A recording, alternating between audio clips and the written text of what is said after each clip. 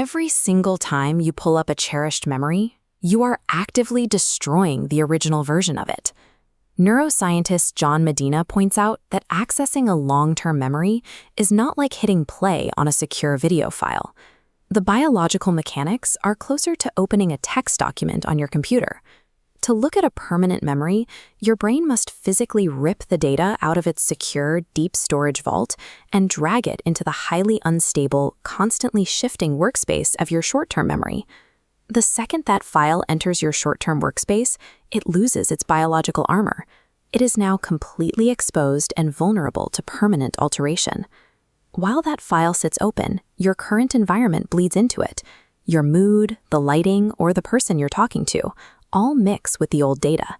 When you're done reminiscing, your brain performs a biological save as. It overwrites the old file with this new hybrid version. You are unconsciously rewriting your own personal history every single time you reflect on it. This is a built-in biological flaw, a blind spot in our neurology that the vast majority of people will live their entire lives without ever realizing. Nostalgia is an illusion. The act of looking back at who you used to be is exactly what erases the person you actually were. We can see this aggressive purging process in action by looking at historical educational data. This chart overlays the standard classroom environment with a stark reality. Within 30 short days of learning new material, students forget 90% of it. This rapid decay represents the standard scientific paradigm for how human brains discard excess data to stay efficient. By default, your mind is a leaking vessel, designed to purge the past just to survive the demands of the present. Neurologist Oliver Sacks documented clinical evidence that completely contradicts this decay model.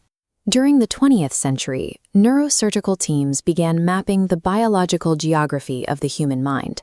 When surgeons electrically stimulated a single microscopic point on a patient's cortex, the patients suddenly re-experienced intensely vivid events they had long forgotten.